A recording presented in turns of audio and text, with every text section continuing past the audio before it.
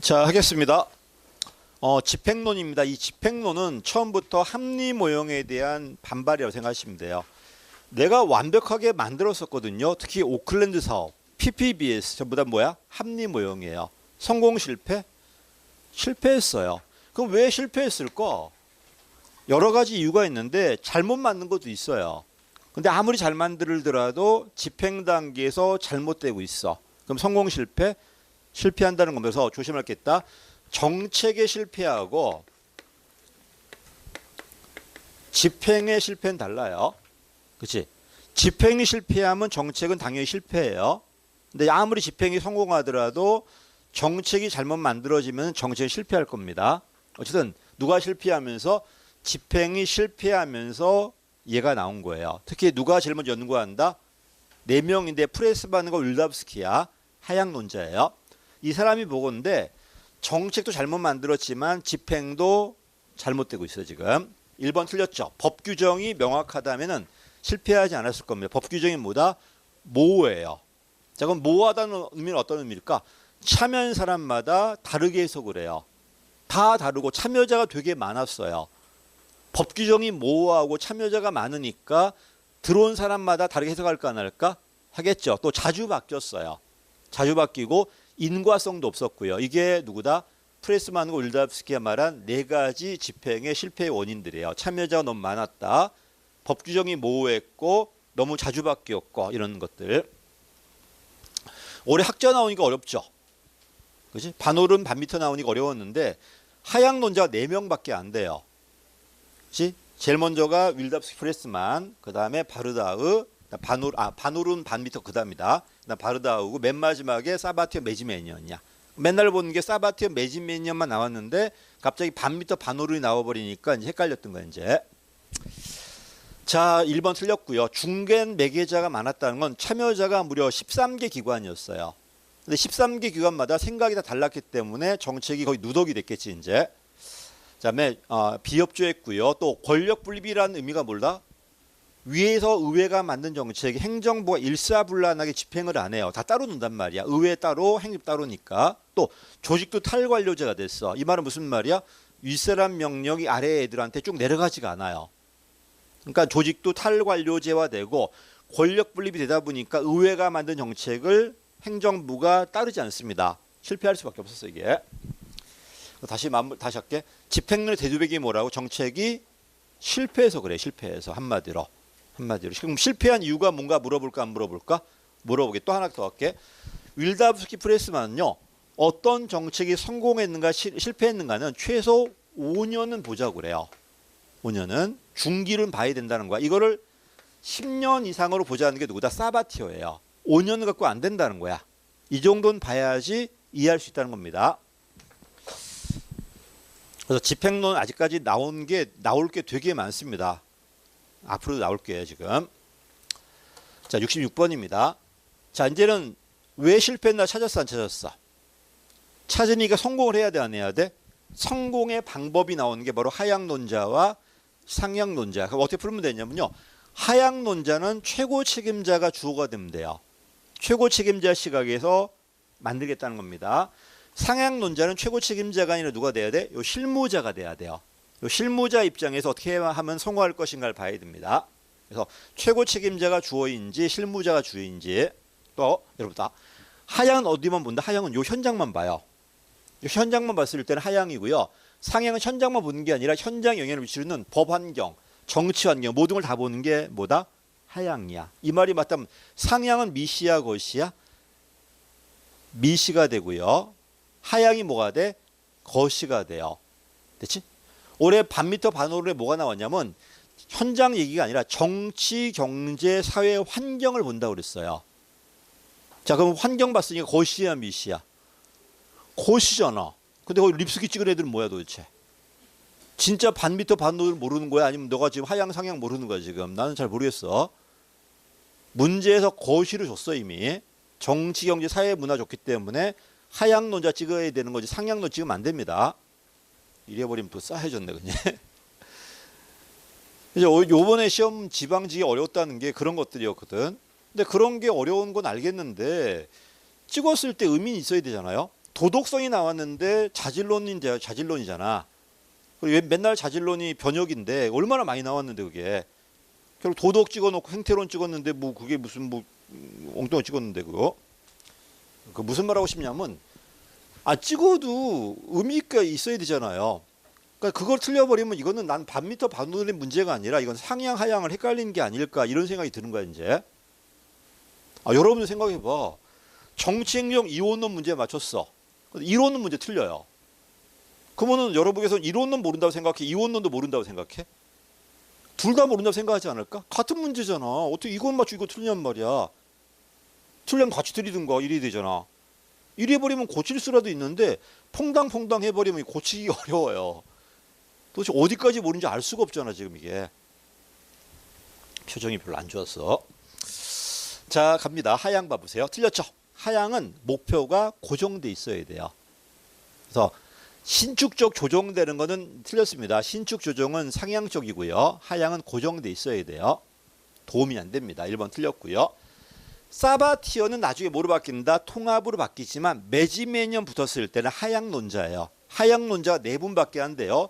윌다브스키 프레스만, 바르다흐, 그다음에 바노른과 반미터, 맨 마지막에 사바티어. 이 사람만 맨날 나왔어 시험에. 그러다가 갑자기 새로운 게 나온 겁니다. 이분이 아니었다면 아까 말씀드렸던 프레스만과 윌다브스키가 참여자가 많았다. 제일 많이 나오고 있는 것들이. 그럼 갑자기 누가 좀 궁금해? 바르다흐가 궁금하지 않아? 걔가 다음에 나오지 않을까? 아직 시험에 안 나왔거든. 다음에 나온다면은 하향론자라고 나올 겁니다. 먼저. 그리고 나서야 내용 물어볼 거예요. 하향론자 4병이니까 좀 외워두십시오. 자 갈게요. 사바티어 매지매년 틀렸습니다. 상향이 아니라 누가 돼야 돼? 하향이 돼야 돼. 그럼 상향론자가 누구 있을까?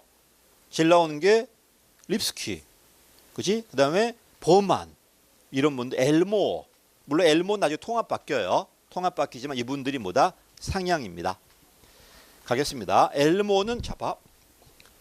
하향이다, 상향이다 말하는 사람이 누구다? 사바티어예요. 이거를 전방향이다, 후방향이다 말하는 사람이 엘모고요. 이걸 정형적이다, 이걸 적응적이다 말하는 사람이 누구다? 이게 버만입니다. 같은 말이야 이게. 그래서 하향, 상향, 전방향, 후방향, 정형, 적응 이런 식으로. 자, 엘모는 전방향이 하향이 돼야 돼요. 됐지? 그 다음에 봐. 하향론자가 1세대예요. 1세대가 누굴까? 프레스만과 윌답스키. 그 다음에 하향, 상향 싸우는 게 되게 2세대 쪽이에요. 그 다음에 3세대가 누구다? 고긴이에요. 자, 봐. 이건 뭐냐면 하향이 맞아, 상향이 맞아? 야, 그런 게 어딨어. 다 섞여 있는 거지. 최고 책임자 시각도 있는 거고 현장 시각도 있는 거고 정책마다 비중이 달라지는 거지. 무조건 하향이 맞고 상향이 이거 아니잖아요. 그렇지 않나? 이러니까 획일적으로 이걸 보지 말고 그냥 케이스 바이 케이스 하나하나 검증해야 돼, 안 해야 돼? 이게 바로 3세대입니다. 통계 처리가 들어와요. 이제 밑에 가보세요. 3세대 고긴 아저씨. 키워드가 연구 설계만 하지 말고 통계 가설을 가지고 검증해 보자는 겁니다. 됐지? 1세대가 누구다? 하향론자들. 2세대가 하향, 상향, 분석론자들. 통합까지 해가지고 3세대가 이제 통계에 막 들어옵니다. 그렇지? 이것도 시험에 있습니다. 답은 그래서 몇 번이다? 4번이 맞습니다. 근데 물어봐요. 정말 4번을 물어보고 싶은 것 같아요? 나머지를 아는가 물어보고 싶은 것 같아요? 이게 뭐가 중요한 건데 이런 내용을 알고 있나 물어본 것 같아요. 여러분 이런 거 하면 이게 그 행정학 실무에 뭐가 필요하냐 물어보는데 여러분이 공무원대 미고 해요. 정책 집행할 때 위에서 짜주실래요? 여러분 재량 줄래요? 짜주는 것도 있어야 돼, 없어야 돼? 성행이 뭐 재량도 줘야 돼, 안 줘야 돼? 그걸 조화시켜야 되는데 어디까지 갈 것인가 되게 어려워 이게. 그럼 정책은 다 같을까 다를까? 달라요. 어때? 재량 주는 거 좋은 것 같아? 아니면 짜주는 거 내려주는 게 좋은 것 같아? 그때 아니 여러분 봐봐, 뭐가 좋아? 난 시킨 대로 할 거야? 아니면 내가 그냥 의지 갖고 할 거야? 하향론자가 맞네. 뭘 그래? 됐지? 예? 근데 그 실무 가시면 아닐 거야. 여러분이 판단될 상황이 되게 많이 떨어집니다. 진짜 많아요. 그러니까 그때는 이게 미리 없단 말이야. 이게 지침이. 네가 판단할 때 되게 많아요. 그 잘못되면 책임도 너가 져야 될 텐데, 그렇지 그게 쉽지는 않을 겁니다. 언젠가 스트레스 다가올 거야 이게. 자, 상향입니다. 주어가 누구라고? 실무자가 돼야 돼요. 왜 상향이라고? 이 현장만 볼 겁니다. 그럼 것이야 미시야? 미시야서 다시 하향은 전체를 다 보니까 되게 것이에요. 이 현장 요 정책만 보는 게 아니고 이 정책을 둘러싸이는 환경까지 다 보는 게 누구다? 되게 하향론자들이에요. 반면에 상향은 어디만 본다? 이 현장만 봐요. 이런 정치 경제가 안 봅니다. 이거를. 그러니까 상대적으로 뭐다? 미시라고 그래요. 그래서 하향론자가 되게 뭐다? 거시론자가 될 거고 상향론자가 되게 뭐가 돼? 미시론이 돼요. 대체 갑니다. 아니 내가 이분만 봤을 때 뭐다? 이게 현장만 보니까 미시가 되는 거야. 이분 말고 우리나라 전체 경제 속에 이걸 보는 거야. 이렇게. 그럼 거시가 될 수밖에 없어요. 그치? 자, 그래서 대표적인 모형이 틀렸죠? 지지연합 모형은 통합 모형입니다. 사바티어 매지메니언은 하향이 맞는데 그다음에 사바티어의 정치지 연합 모형은 통합 모형입니다. 어쨌든 답 아니야 이거. 2번입니다. 결정과 집행이 구분되어 있다가 하향론자들이에요. 상향론자들은 집행 단계에서 실제로 만들어지기 때문에 구별이 안 돼요. 그래서 하향론자를 우리 뭐라고 그래? 단계주의 모형이라고 그래. 왜? 결정이 먼저 이루어지고 그 다음에 집행이 이루어진다고 해서. 그럼 상향론자 뭐라고 그래? 융합주의라고 그래요. 그치? 어디까지 결정인지 집행이 구분이 안 되고 실질적으로 어디서 집행 단계에서 결정이 이루어져요. 융합론자가 상향론자고 단계주의자가 하향론자예요. 자, 일선관료 이게 정답이네요. 답이 3번입니다. 답은 쉬웠지? 안정되고 구조화되어 있다 하향론자가 맞아요. 구조화되어 있으니까. 구조화되어 있다는 건 지침이 다 만들어져 있다는 거야 지금. 답은 3번입니다. 8번입니다. 상향이네요. 분명하고 자 여러분 하향은 뭘 달성해? 이 주어진 목표를 달성하는 게 목적이야. 명확하니까. 근데 상향론자 이 목표가 뭔지 몰라요. 뭐야? 주어진 문제를 해결하는 게 목적이에요. 그러니까 문제 해결이 상향론자고 목표 달성이 뭐다? 하향론자예요. 됐지? 그래서 1번 봐봐. 일관된 목표의 존재 가능성을 부인한다. 목표 대신 문제 해결을 강조한다. 맞는 말입니다. 상향론자니까. 2번입니다. 결정자 지시를 따랐는가가 하향론자라면은 너는 문제 해결하려고 얼마나 너의 능력을 발휘했는가가 뭐다? 상향론자예요. 됐지? 그래서 2번 가봐. 성공과 실패 판단 기준을 결정자 의도의 준수 여부다 하향론자. 그게 아니라 너의 능력이나 전문성을 발휘했는가가 상향론자가 돼야 돼요. 맞는 말이고요. 하향은 내려갑니다. 내는 거꾸로 올라가요. 현장 먼저 보고 필요한 게 뭔가를 보고 위에서 지원해주고 필요한 게 뭔가 보고 지원해주고 이런 식으로. 그래서 거꾸로 올라가다 보니까 상향론자라고 그래요. 맞는 말이지 이건. 맨 마지막에 틀렸죠. 재량을 주자는 겁니다. 재량 축소하자, 통제하자는 건 하향론자들이고요. 답은 쉽습니다. 자, 그다음에 하향론자에 대한 설명을 옳지 않은 거네요. 현장은 상향이에요. 현장은 상향이고 내려가는 일선 공무원도 역시 상향이고요. 고위직이 주도한다 맞고 봐. 4번 리를 가보세요. 봐. 정치, 조직, 기술 다 봐 안 봐? 다 보잖아. 그치? 통제할 수도 있고 하향론자들이에요. 것이란 말이야 지금. 올해 시험에 이게 그대로 이게 나왔단 말이야 지금. 거기서 립스키 찍으신 분들은 이해를 못하겠어 하면서 딴 거 찍었으면 이해를 하겠는데 립스키는 아니지 상향론자인데.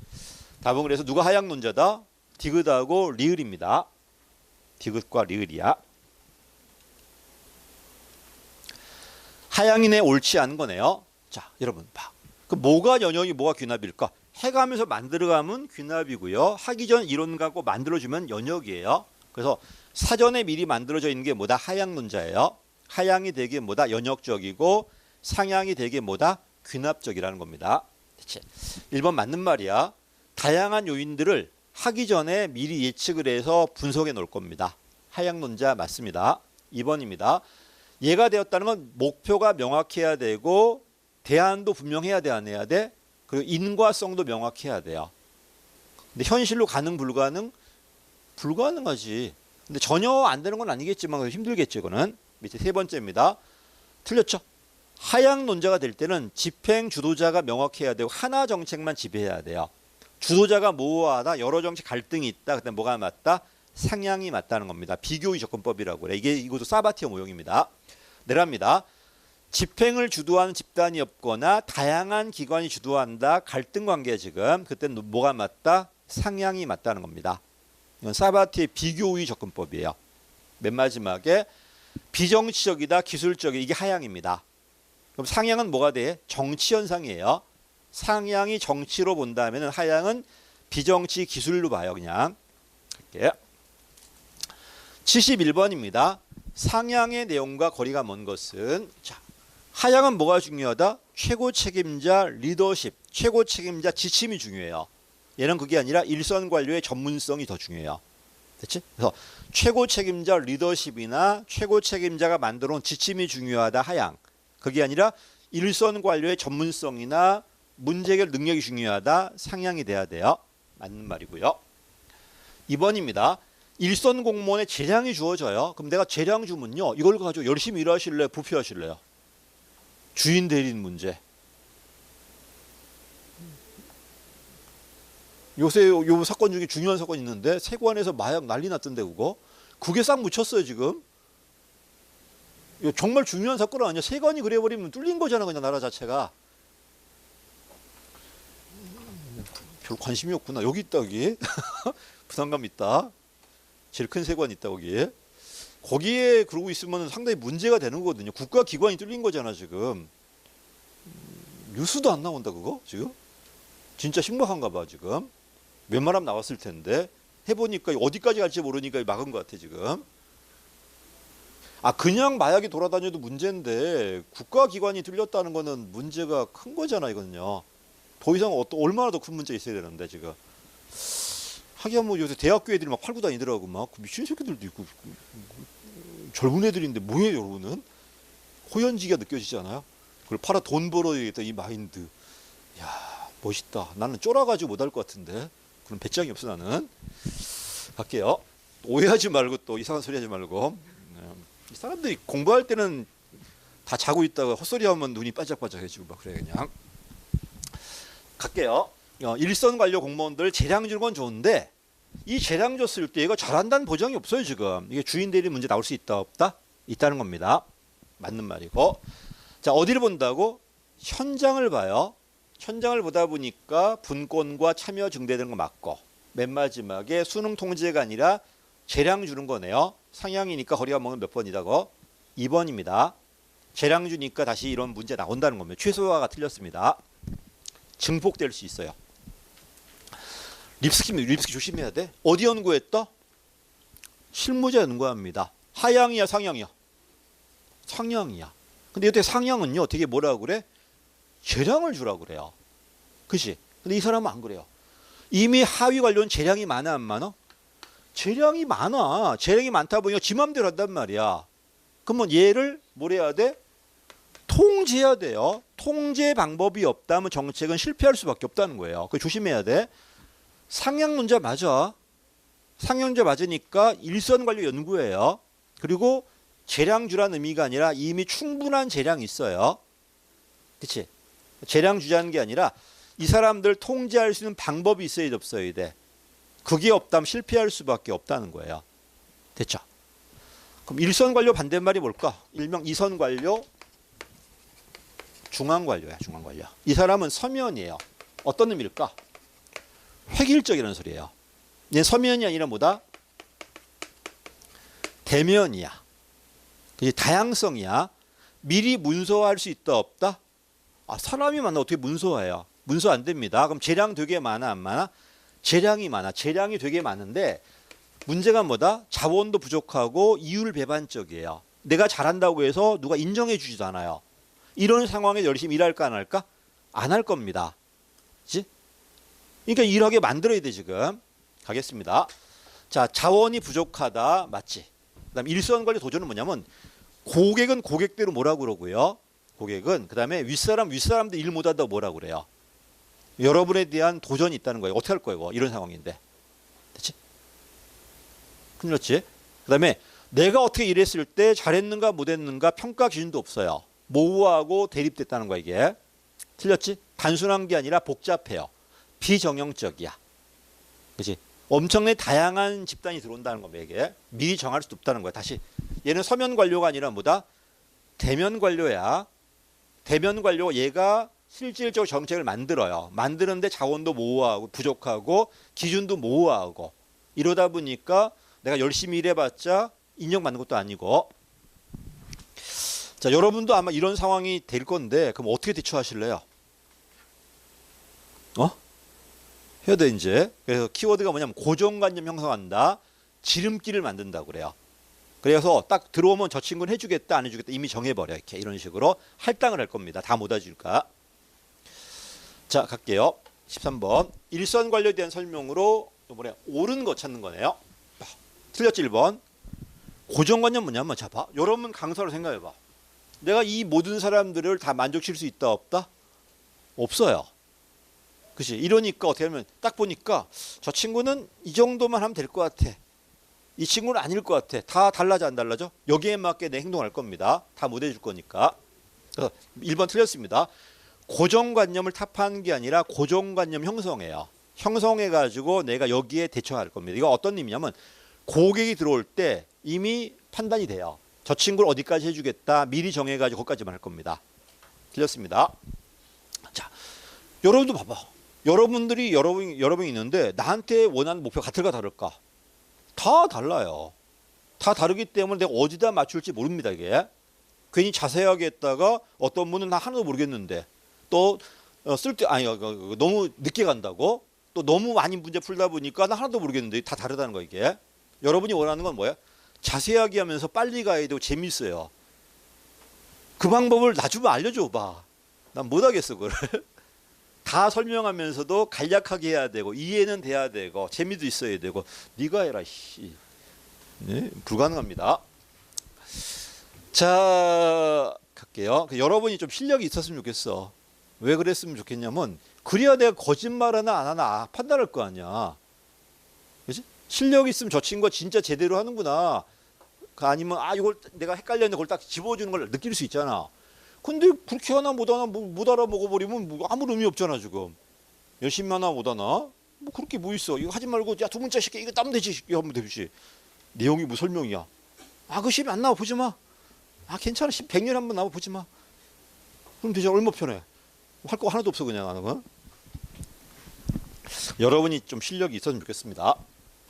자, 틀렸습니다. 1번. 타파가 아니고요. 2번은 맞죠. 기대가 틀렸고요. 틀려요. 다 다릅니다. 여러분이 나한테 원하는 고객들의 기대가 서로 모호하고 이율배반적이에요. 다 다르다는 거야. 틀렸고요. 자, 3번 정답입니다. 나는 자원이 없어요. 업무량은 되게 많은데 자원이 없죠. 다 못 해줍니다. 그럼 할당해야 돼 안 해야 돼? 할당 배급할 겁니다. 어디까지만 하겠다 그 얘기야 지금. 나도 마찬가지야. 내가 갖고 있는 게 한 4, 5천 개 된다고 그랬잖아 지금. 최근 기출 문제가. 지금 다 할 수 있을까 없을까? 못하니 600개 할당했는데 모자라 지금. 다음번에 300개만 해야 될 것 같아. 볼 수밖에 없잖아 지금. 할당하고 있습니다. 부분적이다 간헐적이 정답입니다. 간헐적. 그 다음에 틀렸죠 4번. 대면 관료라고 그랬어요. 미리 정할 수 있다 없다?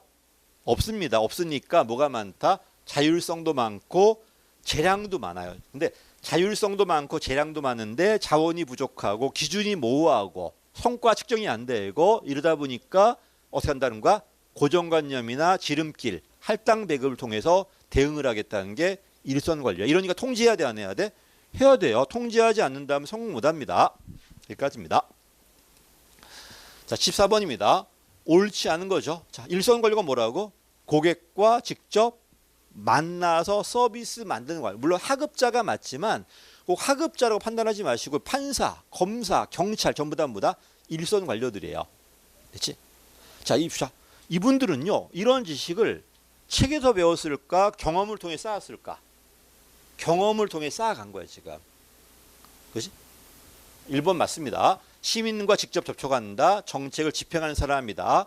업무량은 매우 많다. 근데 자원이 부족하고 기준이 모호해요. 이율배반적이야 지금. 3번 그 얘기다. 모호하고 대립된 존재들 이러니까 달성이 안 된다. 틀렸죠? 재량 많다니까. 재량은 많은데 기준이 모호하고 이율배반적이다 보니 업무가 잘 집행이 안 되는 거예요. 까지. 자, 그다음에 이제 옹호 모형입니다. 자, 사바티언 나중에 견해가 바뀐다고 그랬죠. 원래는 무슨 논자야? 하향 논자였는데 이제 상향 바뀝니다. 자, 하향은 주로 어디만 봐? 상향은 현장을 봐요. 현장만 봤다면 뭐가 돼? 이건 상향이야. 근데 현장 본 게 아니라 여기다가 영향을 줄 수 있는 이런 큰 요소들을 내려봐요. 그치? 현장을 분석하되 이런 거시적 요소를 위에서 내립니다. 그러니까 뭐가 가미된다? 분석 단위는 상향이에요. 여기다가 뭐가 가미돼? 하향 요소가 가미돼요. 이런 하향 요소엔 뭐다? 안정적인 것도 있고 불안정한 것도 있어요. 이걸 통해서 어떻게 바뀌나? 그리고 정책이라는 게 5년이면 끝나는 게 아니고 계속 반복이야. 10년 그 이상을 봐야 돼요. 그리고 여기는 민간의 찬성 연합도 있고 뭐도 있다? 반대 연합도 있어요. 여기는 공무원도 있고 민간도 있고 여기도 공무원도 있고 민간도 있어. 이런 집단 연합을 해서 게임을 벌이는 과정이야. 근데 힘이 대등하다 보니까 점증 변동이야. 다원주의 이것도. 됐지? 자, 보겠습니다. 자, 올해 뭐 할까? 어떤 정책을 할까? 대한민국에 어떤 정책이 있습니다. 그럼 전 세계 정책에 대한 찬성하는 사람이 있을까 없을까? 반대하는 사람도 있겠죠. 그래서 신념이 나오는데 신념 세 가지가 있다. 근본 신념, 일명 규범 신념이 있어요. 규범 신념. 그다음에 정책 신념이 있고 부차 신념이 있어. 이 지지연합은 규범 신념이 아니라 요 정책 신념에서 만들어져요. 됐지? 정책 신념. 이 규범 신념 뭐냐면, 자, 이거는 여러분이 깔고 있는 가정이야. 자, 여러분이 생각한 자유는 어떤 자유야? 소극이야, 적극이야? 평등은 기회야, 결과야? 인간은 착해, 나빠? 성선이야, 성악이야? 그냥 가정이잖아요. 이런 가정에 의해서 정책이 만들어지는 건 아니고 이런 것 때문에 정책이 달라질 수는 있겠지만 이거는 여기 가정이야. 자, 그럼 어떤 정책을 찬성하는 사람이 있어? 여기는 반대하는 사람이야. 그럼 이 사람들이 정말 이건 철학이 다를까? 철학은 비슷해요. 대체 비슷하지만 이걸 가지고 정책은 달라질 수 있어. 이렇게 세 가지가 있다. 자, 올라가 볼게. 신념 체계라는 게 주로 어떤 신념이에요? 규범 신념이 아니라 정책 신념이에요. 정책 신념별로 여러 개의 연합, 찬성 연합, 반대 연합이 있다는 겁니다. 됐죠? 그 노인 요번에 그 재명이 형이 25만 원 주자고 그랬잖아. 그럼 그 찬성하는 사람도 있고 반대하는 사람도 있겠죠. 그러면 찬성하는 사람과 반대하는 사람이 인간에 대한 가치, 인간에 대한 기본심이 많이 다를까? 비슷해요. 비슷하지만 그래도 정책 신념에 따라 찬성하는 사람이 있고 반대하는 사람이 있지 않을까? 자, 봐. 여러분 혹시 주민등록 있잖아. 스마트 주민등록 카드 찬성이야, 반대야? 이 안에 나의 모든 정보 다 있어요. 이거 만드는 거 찬성이야, 반대야? 나는 원래 반대했어요. 왜 반대했었냐면, 야, 이거 해버리면은 나의 모든 정보 다 털리는 거 아니야? 그러면 나의 의료 기록부터 모든 게 다 있을 텐데 이게 틀렸을 때는 난 문제 되는 거 아니야? 야, 그래서 이건 반대다 생각했어. 근데 이번에 보니까 기술이 되게 좋아졌더라고요. 얼마든지 보호할 수 있고 이미 다 털렸더라고 나는. 굳이 뭐 털 것도 없어 나는 그냥 다 털려가지고 굳이 반대할 이유가 없어. 20년 지나니까 정책도 달라졌고 이미 보안도 잘 돼 있고 아니 은행 거래도 하는데 민증 좀 털렸다고 뭐가 문제가 되겠어. 은행이 더 중요하지. 은행도 안 털리는데. 생각이 바뀌었어 내가. 바뀌었죠? 근데 바뀌었다고 해서 내 인간에 대한 가치관이나 사람에 대한 생각이 바뀌었을까? 그건 그대로예요. 다만 기술이라든 이거 환경이 바뀐 것뿐 정책이. 그래서 뭔 바뀌더라. 다시 나에 대한 인간에 대한 가치관 이건 거의 고정이에요. 이것 때문에 정책이 달라지는 건 아니고 이것 때문에 영향을 받지만 이거 말고 요 정책에 맞게 신념이 있다는 겁니다. 아, 여러분도 어렸을 때 생각하고 지금 생각 기본 가정 거의 비슷해요. 근데 정치적 지지는 달라질 수 있어 없어? 있잖아. 그래서 우리 중요한 건 규범 신념이 아니라 뭐다? 정책 신념이야. 올해 시험에 나온 게 이겁니다. 올해 나온 게. 자, 가겠습니다. 그래서 신념 체계라는 게 주로 어떤 신념이다? 정책 신념이에요. 이걸 갖고 찬성하는 사람들, 반대하는 사람들이 갈라져 있다, 안 갈라져 있다? 갈라져 있는데 둘의 힘이 대등해요. 대등하다 보니까 큰 변화가 오지 않고 점증적 변동이야. 그리고 힘이 대등하고 갈등이 심해 안 심해? 시담하다 보니까 누가 중요하다? 시험 아직 안 나왔어. 중재자가 중요하다고 그래요. 이 중재자가 그럼 누굴까? 정치인들, 시민단체들, 이런 공익단체들, 관료도 될 수 있습니다. 이런 중개자들 읽어보시고. 자, 그 다음에 옛날 모형이 뭐였다 이거였어. 옛날은 의제론, 결정론, 집행론, 평가론 끝이에요. 이게 단계주의 모형, 과정론이에요. 근데 현실 정책은요. 어디까지 결정이고 집행이 구별이 안 돼요. 결정되고 집행되고 수정되고 또 집행되고 또 수정되고 계속 그래야 안 그래? 그러니까 이걸 융합주의 모형이 그러면서 서서히 변해 안 변해? 변하다 보니까 학습론이다 과정론이라고 변동론이라고 그래요. 다시 할게. 옛날 방식이 뭐였다? 단계주의 모형이야. 과정론이라고 그래요. 근데 지금 그게 아니라 뭐다? 융합주의고 변동론이야. 뭐 어떤 융합주의다? 결정과 집행이 섞여 있습니다. 이게 다시 할게. 옛날에는요. 이건 결정이고 이건 집행이야. 딱 끊어져 있어 이렇게. 끊어져 있다 보니까 단계주의 모형이고 과정론이라고 그래요. 근데 지금 그게 아니고 집행하면 수정해야 하네. 수정되고 또 수정되고 또 집행되고 수정됩니다. 이러다 보니까 결정과 집행이 구별이 잘 안 돼요. 이거래서 단계주의가 아니라 뭐래 융합주의라고 그러고요. 이러면서 서서히 변해 안 변해? 변하다 보니까 변동론이라고 그래요. 그래서 과정론이 아니라 뭐다? 변동론이다. 학습론이다. 그치? 밑에 있습니다. 자, 그래서 올라가 볼게요. 기존 단계주의 모형의 한계를 극복했다. 맞는 말이에요. 어떻게 극복했다? 과정론이 아니라 변동론 또는 학습론이라고 그래요. 서서히 변할 겁니다. 들어갈게요. 자, 어디를 봤다고? 윗사람이 아니라 현장을 봐요. 분석 단위는 하향이 아니라 상향이야 지금. 그러다 보니 이거 3번처럼 봐봐. 문제나 쟁점에 관심 갖는 공민, 맞죠? 공간, 공도 있고 사도 있고요. 거버넌스지 지금. 81년도 모임인가 그래 이게. 그래서 공도 있고 사도 있는 여러 개의 하위 연합이 있다 없다? 있다. 이들이 서로 게임을 벌이는 거야 지금. 됐지? 게임 벌입니다. 틀렸죠? 4번 틀렸습니다. 얘는 과정론이 아니라 뭐다? 학습론, 변동론이라니까. 그래서 문제에서 답이 있어 이렇게 읽어보다 보면. 무슨 되지 지금? 답이 그래서 몇 번이다? 4번 틀렸습니다. 11년도 문제네요. 오래됐다 이거 벌써. 20년, 10년 넘었으니까. 자, 보다시피 여러분. 어디를 본다고? 현장만 본 게 아니라 현장이 열어주는 외적 상황도 봐 안 봐? 하향이 가미된 거 맞아 안 맞아? 맞잖아. 1번입니다 지금. 그래서 현장 플러스 현장에 열어주는 상황도 보겠다는 거야 이렇게. 1번입니다. 외적 환경 변수를 정책과 연계시켰다. 변동론 맞고요. 맞습니다. 2번입니다. 자, 기저신념 뭐라고? 이게 규범신념이야. 이거는 거의 바뀌지도 않아요. 또 이것 때문에 정책이 달라지는 것도 아닙니다. 됐지? 그래서 틀렸습니다. 기저신념 바뀌지 않는다니까. 사람에 대한 생각, 자유의 의미 거의 고정이에요. 그렇지? 또 이걸로 정책이 만들어지는 것도 아니고 이거는 다만 정책에 영향을 주는 변수일 뿐이에요. 그럼 우리 정책 지지연합은 이 기저연합이 아니라 뭐다? 정책연합에 만들어져요. 그래서 이건 틀렸습니다. 답은 조심해야 돼. 물론 이 세 개 중에 누가 제일 변하기 쉽다? 부차신념. 얘가 제일 쉬워요. 얘는 거의 안 변해요. 얘도 변해 안 변해? 잘 안 변하지만 바뀔 수 있다 없다? 있어. 기술 변화 같은 것들. 또 정치 혁신 같은 것들.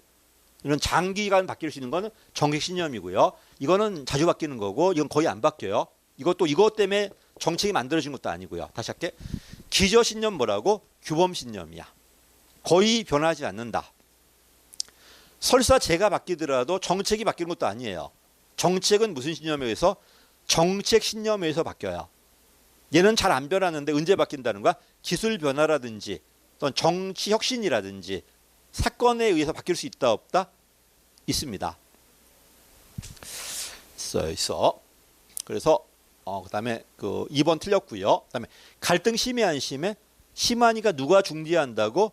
중개자가 되게 중요해요. 이 중개자가 누구라고? 관료가 될 수도 있고요. 정치인이 될 수도 있고 시민단체 같은 공익 대변자가 될 수도 있어요. 관료만 되는 건 아니야. 관료도 되고 정치인도 되고 공익단체도 되고 시민사회도 되고요.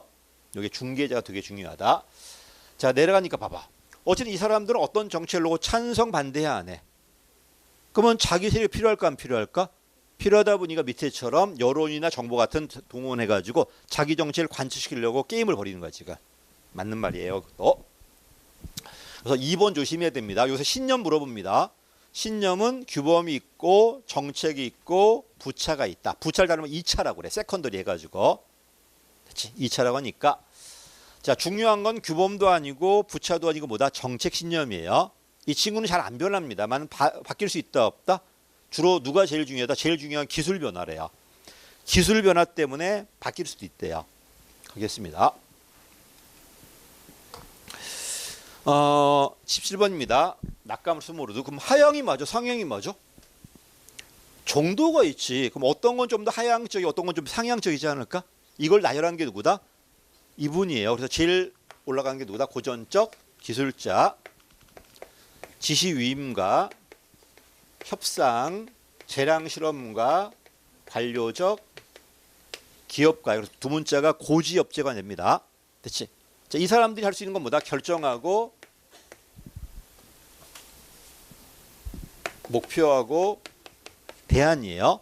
이 목표는 일반적이고 추상적인 게 있고 아주 구체적인 게 있고요. 수단엔 뭐가 있다는 거야? 행정적 수단이 있고 기술적 수단이 있다는 거예요. 그렇지? 예를 들어 볼까? 우리 원장이 나한테 일을 시켰어요.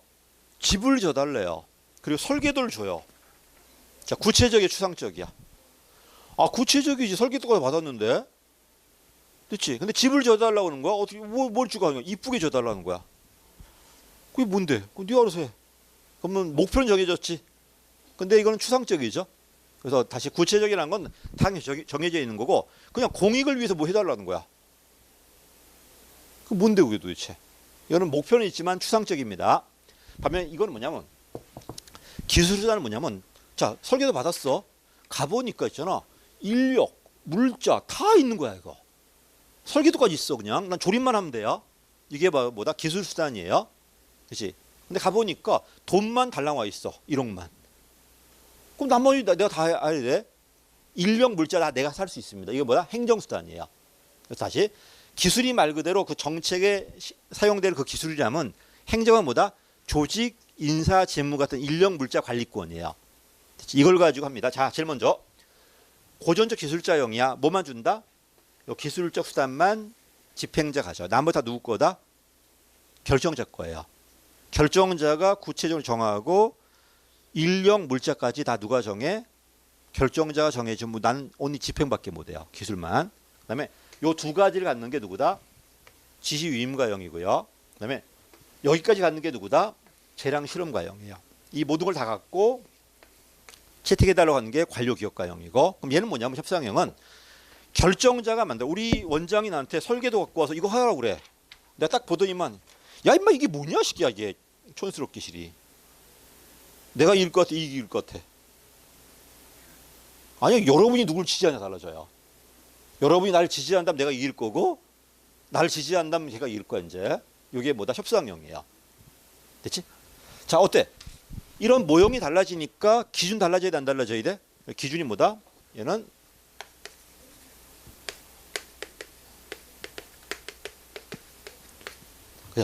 제일 먼저 고전적 기술자는 비용 쓸 권한도 없어요. 효과성이 목적이고요.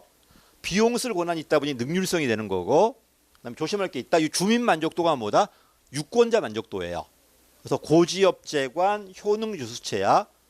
효과성, 능률성, 그다음에 주민 만족도와 유권자 만족도예요. 정치 만족도야. 그다음 수익자 대응성이 고객이야 이게. 수익자 대응성. 맨 마지막 체제 유지도예요. 됐지? 그래서 요 두 가지가 양적이고요. 요 두 가지가 만족도니까 뭐야? 질적이야. 얘는 둘 다 있다 보니까 혼합이라고 그래요. 그래서 양이 효과와 능률, 그다음에 질이 대응성들, 고객인지 정치 대응성인지 맨 마지막에 체제 유지도는 다 있습니다. 양도 있고 질도 있고요. 그렇지? 이 모형도 아직 시험 나올 게 되게 많이 남았습니다. 가겠습니다. 아직 시험에 이게 양인가 질인가 아직 안 물어봤어요. 갈게요. 자 보니까 봐봐. 여론이 뭐 하래요? 여론이 자꾸 뭐 하라고 하는데 우리 성렬이 형은 잘 모르겠네. 어떻게 해야 돼? 다 맡겨야 돼? 안 맡겨야 돼? 그래서 뭐라고 써놨어? 키워드가 강한 압력받고 있지만 결정자들이 무엇을 해야 될지 잘 몰라요. 또 결정자끼리 갈등이 있어요. 결정자끼리 갈등이 있다 보니까 구체적으로 못 만들어요. 못 만드니까 추상적으로 만들고 전부 다 집행자한테 위임해버리는 게 뭐다? 이게 재량 실험과형이야. 조심해. 관료직 기업과형 아니야 이거. 관료기업과형은요. 결정자가 위임한 게 아니라 집행자가 만들어요. 만든 다음에 얘한테 해달라고 요구하는 거야 지금. 그치? 다시 뭐가 포인트다? 여론이 뭐라고 하는데 나는 잘 모르겠네. 결정자 능력이 없어 지금. 두 번째, 결정자끼리 갈등이 있는 거야 지금. 결정자끼리 갈등이 있다 보니 구체화시키지 못하는 거야 지금. 그래서 대충 추상적으로 만들고 다 누구한테 위임한다? 집행자한테 위임한다는 게 재량 실험 과형이에요. 됐지? 천천히 다시. 어떻게 보라고? 결정자 집행 잘라봐. 결정자가 어디까지 갖고 갈 것인가? 집행자한테 뭘 줄 것인가? 온리 기술만 준다? 고전적 기술자형. 인력 물자 관리권까지 줬다? 지시위임가형. 결정자가 구체적으로 만들었는데 집행자가 동의를 안 해요. 그러다 보니까 결정자와 집행자가 어디까지? 목표까지 협상하는 게 협상형이에요. 결정자가 능력이 없어요. 그럼 또 지네끼리 갈등이 있다 보니까 구체화 못 시켜요. 그래서 추상적으로 만든 다음에 광범위한 재량권 위임하는 게 재량 실험가형. 관료기업가형 결정자 한 게 없어. 집행자 다 만들어요. 만든 다음에 채택에다가 요구하는 거야 지금. 요구하면 난 찍어줘요 이렇게. 이게 이제 관료적 기업가형이 됩니다. 여러분 이왕 나왔으니까 이 5개 중에 제일 비민주인 거. 비민주. 관료기업가형이에요. 가장 비민주야. 또 이 시험에 아직 안 나왔는데 상황이 불확실할 때 가장 혁신적인 것은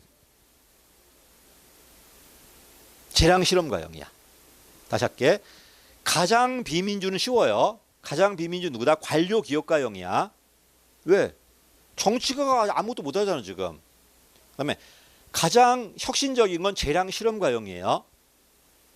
재량실험가형 혁신적인 것. 됐죠? 그 다음에 하나 더. 요 5개 중에 누가 제일 실패할까? 실패 가능성이 높은 거. 내려갈수록. 재량이 많을수록 실패 가능성이 높아져요. 그러니까 제일 실패한 게 관료기업가형, 재량실험가형, 협상에 올라갈게. 이거 시험 안 나왔어 아직까지. 됐지? 그래서 다시 할게. 가장 비민주적이다. 관료기업가형. 실패 가능성이 제일 높다. 역시 관료기업가형. 가장 혁신적인 건 재량실험가형이에요. 이렇게 좀 봐두십시오. 아주 시험에 나올 게 많이 있습니다. 이거. 학자 달고 나온 것 중에 이 사람 정말 많이 나와요. 이렇게. 이거는 재량 4번입니다. 8번입니다. 관료기업가형이 옳은 거네요. 자, 결정자가 명확하게 만들었다. 동의한다. 이거는 고전기술자형 아니면 지시위임가형이에요.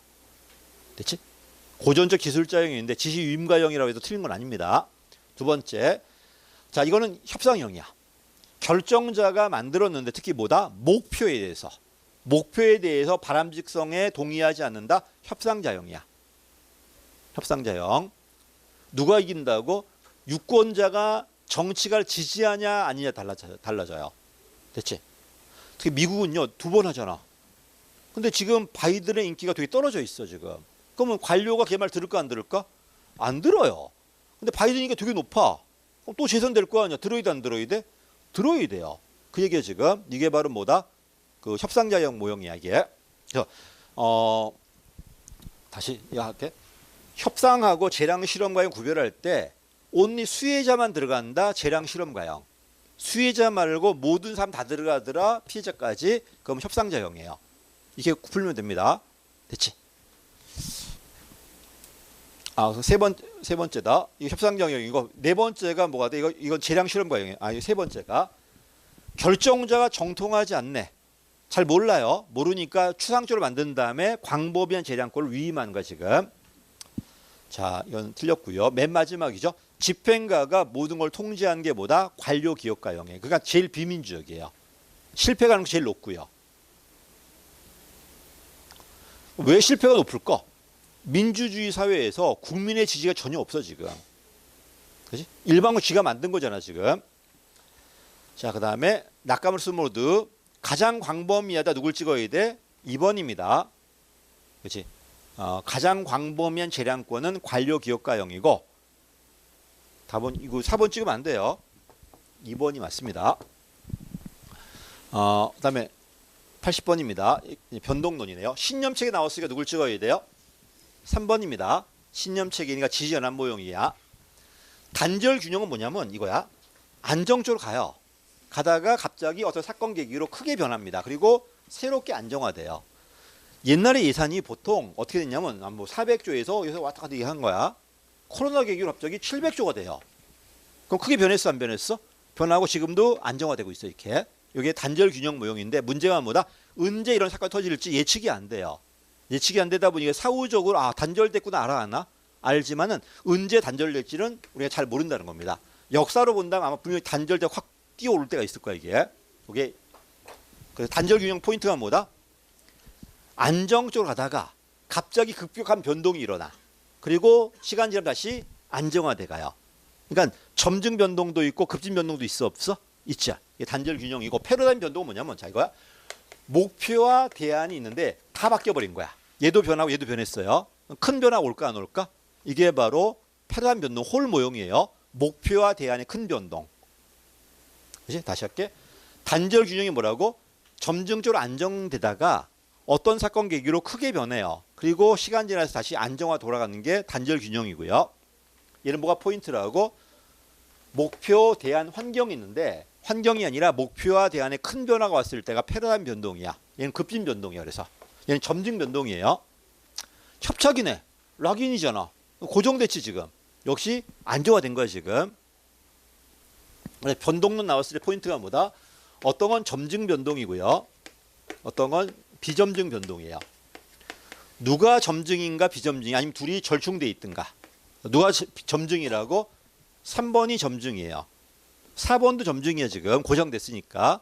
반면에 패러다임 변동은 급진이에요. 비점등이야. 얘는 점증도 있고 비점등도 있어. 안정화되다가 크게 변하고 다시 안정화될 거니까 지금. 자, 답은 이거는 신념체계니까 몇 번이다? 2번입니다. 2번. 자, 하위 체제를 또 나왔네. 하위 체제고 신념체계다. 중재자가 중요하다. 누구다? 사바티어 모형입니다. 그치? 사바티어 모형이고 만약에 어차피 내일 이론할 때 있잖아. 다시 또 하잖아. 이론 지금 우리 어디 갈 거냐? 이제 민영화 끝났는데. 민영화 안 끝났나? 민영화 할 때인가? 아직 멀었어 이거. 다시 할 거니까. 그래서 계속 말하지만 이 문제풀이는 그냥 뭐다? 틀 잡는 거야. 이렇게 나오니까 봐야 된다고. 자, 다시 올라갈게요. 기억의 포인트가 뭐다? 하위 체제. 하위 체제가 어디를 봤다는 거야? 현장 봤다는 거예요. 하위 체제. 두 번째, 신념 체계 학습. 세 번째가 뭐가 포인트다? 중재자예요. 전부 다 사바티어 모형입니다. 답은 3번입니다. 자, 패러다임 뭐가 나와야 돼?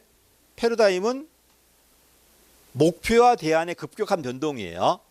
그다음에 1번 뭐죠? 흐름 모형, 킹덤 모형이야. 문제, 정치, 정책이 들어와야 돼요. 단절 균형 모형이 뭐라고?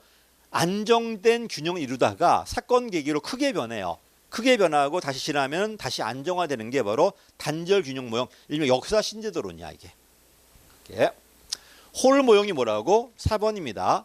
문제 봐보세요. 키워드 가보세요. 목표와 수단, 환경이 있는데 이 중에 누가 크게 변한다고? 목표와 수단이 크게 변했을 때가 패러다임 변동이라고 그래요. 이때는 급진 변동입니다. 자, 답은 그래서 4번이고요. 그다음에 호구드와 피터스 좀 쉬었다 하겠습니다.